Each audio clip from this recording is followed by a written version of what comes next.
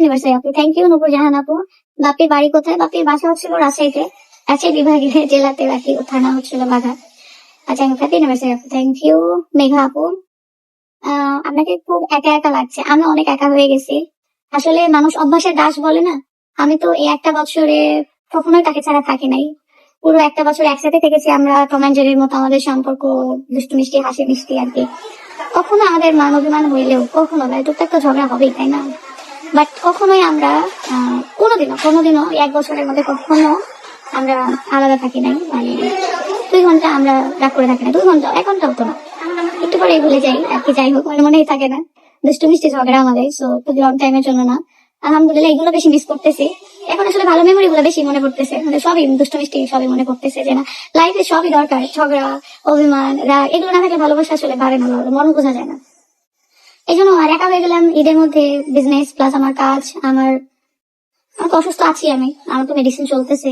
ঈদের পরে আবার আমাকে ডক্টর দেখাতে হবে, সো আমি সব মিলে একটু প্রেশারে পড়ে গেলাম। বাট আমাদের ভালোর জন্যই তাকে যাইতে হয়েছে, কারণ আমাদের কিছু কাজ বাংলাদেশে তো অনেকটাই আমাদের বাসার কাজের জন্য সে ছিল, প্লাস আমার বিজনেসের জন্য ছিল।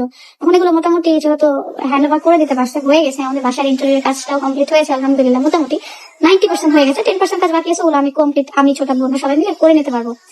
তো যাই হোক আপু, আপনার টিকটক আইডির নাম বলো। আমার টিকটক আইডির নাম স্মৃতি খান 3 আর কি, নেবে মানে 3টা। এটা সার্চ করলে আমার আইডি আসবে।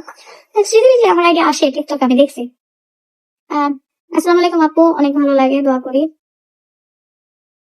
আল্লাহ যেন আপনাকে আর ভাইয়াকে খুব ভালো লাগে। তানিয়া খাতুন আপু, থ্যাংক ইউ। কেমন আছেন? আমি ভালো আছি। নোসাইব আপু, happy anniversary. Farin Farhana, thank you. Happy anniversary Maliya আপু, থ্যাংক ইউ। মাইশা মালিয়া আপু, হ্যাপি অ্যানিভার্সারি। টাচ অফ স্মৃতি থেকে আমাকে আবার মেসেজ করেছে, হ্যাপি অ্যানিভার্সারি ম্যাম। মেবি কাকা বা যাই হোক, আমাদের ছেলেপেলেরা দুষ্টামি করতেছে। আপু, বিয়ের কথা লুকায় রাখছো কেন? বিয়ের কথা লুকায় তো রাখি নাই, সবাইকে জানাই দিছি, অ্যানাউন্স করে দিয়েছি। আর আগে থেকে বলি নাই, সবকিছু একটা সুন্দর পরিকল্পনার মধ্যে রাখার প্ল্যান ছিল।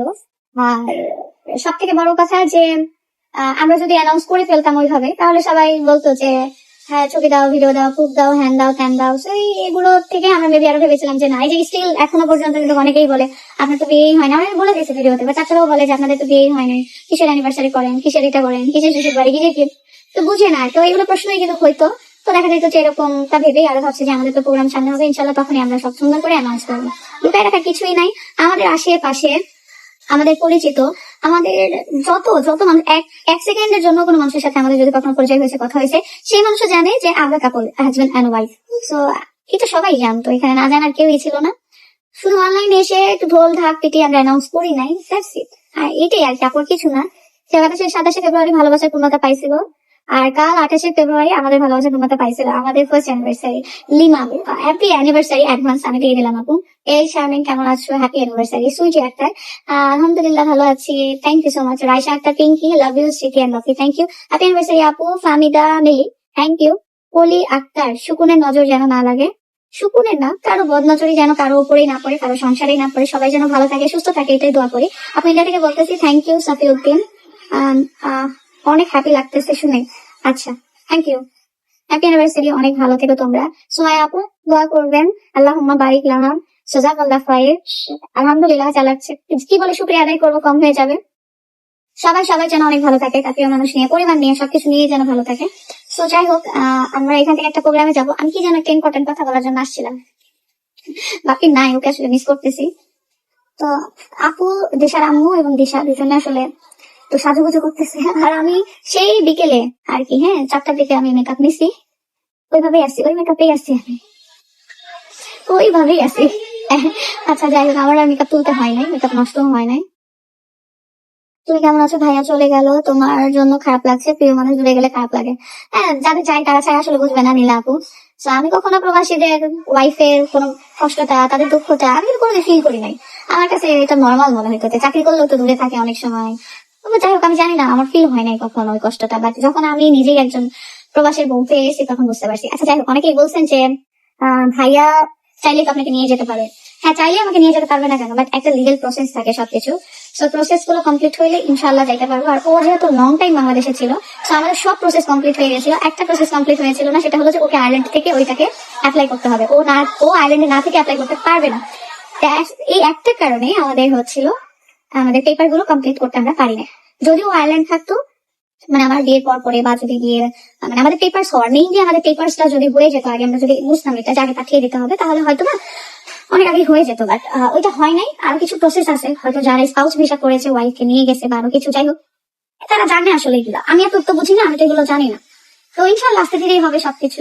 যাওয়ার যদি কোনো চান্স থাকতো বা এখন পর্যন্ত সুযোগটা যদি আমার থাকতো, তাহলে তো অবশ্যই যাইতাম, কেন যাইতাম না।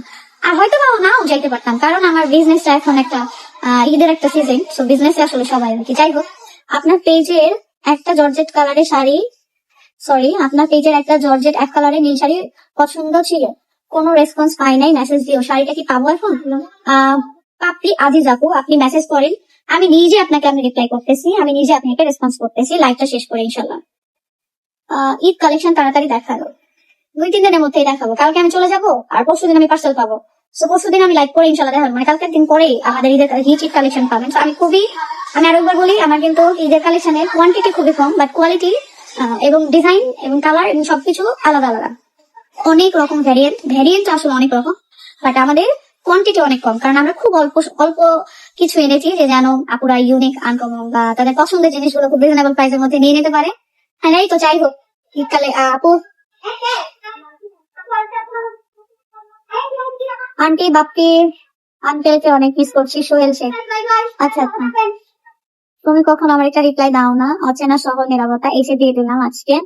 দোয়া রইলো, থ্যাংক ইউ, অনেকদিন পর তোমাকে দেখলাম, থ্যাংক ইউ। মন খারাপ হবে স্বাভাবিক ব্যাপার না আপু, বাট ব্যাপার আপু, মন স্বাভাবিক ব্যাপার আপু, বাট নিজেকে একটু ভালো দোয়া করবেন আমাদের জন্য। আল্লাহ তোমাকে ভাইকে অনেক ভালো রাখে, থ্যাংক ইউ। সবাই ভাই কবে আসবে? আল্লাহ ভালো রাখুক, সুস্থ রাখুক, কাজ শেষ করে খুব তাড়াতাড়ি আসুক, একটু সারপ্রাইজ থাকুক। এইটা আমার নিজের জন্য সারপ্রাইজ, আসলে সত্যি কথা এইটা। তুমি এত সুন্দরী কেন? আমি মোটেও সুন্দরী না, তো আমি শ্যামবরণ একটা মানুষ। And এই তো এইরকমই, কারো কাছে হয়তো আমার দাঁত উঁচু, কারো কাছে আমি শুকনা, কারো কাছে আরো খারাপ কিছু বলে, কেউ গ্রামের খ্যাত বলে। সো কত মানুষ কত কথা বলে, খোটা দেয়, কত কথা বলে, ছোট করে, কত কথা বলে, আসলে অপমান করার চেষ্টা করে। আসলে আমি পশ সাজার চেষ্টা করি না। অনেকেই বলে যে টাকা ইনকাম করে বা এত ভালো জায়গায় বিয়ে হয়েছে, ভালো একটা বড় লোক ছেলে পাইছে, কিন্তু তার আসলে পোশাকের উন্নতি করে নাই। আমার বাসার একটা ভিডিও ছিল, আমি এটা রিপ্লাই করবো বাসাতে গিয়ে। আসলে আমার বাসাতে পরার ড্রেস নিয়ে অনেকে অনেক কথা বলেছেন। ড্রেসটা ছিল মেবি আপনার 1800-2000 টাকার মধ্যে। সো বাসাতে আমার মনে হয় না যারা কমেন্ট করে তারা ঠিক কত লক্ষ টাকার ড্রেস পরে, এটা আমার জানা নাই। আর দ্বিতীয় কথা, আমার এটাও জানা নাই যে বাসাতে ঠিক কত হাজার টাকার মেকআপ করে 24 ঘন্টা থাকে, এটাও আমার জানা নাই। কত দামি জুয়েলারি করে থাকে, এটাও আমার জানা নাই। আমি কে কিভাবে থাকে যারা কমেন্ট করে, আমার কাছে মনে হয় যে ওদের দেখার আমার খুব শখ হয় মাঝে মাঝে। সময় নাই দেখার, তারপরে ও ইচ্ছা করে যে আমি দেখবো। আমার কাছে কমেন্ট করে এই যে খ্যাত খ্যাতি থেকে গেল, বাসায় শ্বশুর বাড়িতে কি পোশাক করতে হয় সেটাই জানে না। আমি আমার শ্বশুর বাড়িও বুঝি না, বাপের বাড়িও বুঝি না। আমি আপনার কি বলে একটা অনেক বড় ধরেন এখন আম্বানির একটা অনুষ্ঠানে গেছি, ইন্ডিয়ার একটা মানে মুকেশ আম্বানির প্রোগ্রামে গেছি, আমি সেই জায়গাটাও বুঝি না। আমি এটাই বুঝি যেটা আমার ভালো লাগে, যেটা আমার রুচি সম্মত আসবে, যেটা আমার চয়েস, যেটা আমার ভালো লাগবে, যেটা আমি কমফর্ট, আমি সেটা করব, সেটা ব্যবহার করব, সেটা আমি নিয়ে যাবো, এটা আমার চয়েস। বাট আমি কখনো কারো চয়েস দেখে হয়তো বা মনে হতে পারে যে আমার ভালো লাগতেছে না, বাট এটা আমি বলি না যে তার চয়েস একটু খারাপ কেন। তার চয়েস এসে নিচ্ছে, এটা স্বাভাবিক, এটা ভালোই হইতে পারে। আমার কাছে যে তার সবকিছু ভালো লাগবে এটা তো কোনো মানে নেই। তো যারাই কমেন্ট করে তার চয়েসটা দেখার খুব ইচ্ছা আছে আমি, ঠিক আছে। তারা সোশ্যাল মিডিয়াতে এসে ঠিক এইভাবে ভিডিও করলে, এখন বলেন কি পাবলিক প্লেস হয়েছেন, কমেন্ট তো করবেই। কমেন্ট করে আসলে এই ধরনের ব্যাড কমেন্টস গুলা করলেন, ব্যাক কমেন্টস করে আসলে আপনার বেনিফিটটা কি, মানে আপনার শান্তিটা কি? এই প্রশ্নটার উত্তর একটু দিয়ে যাবেন আমাদের যারা ব্যাক কমেন্টস করেন।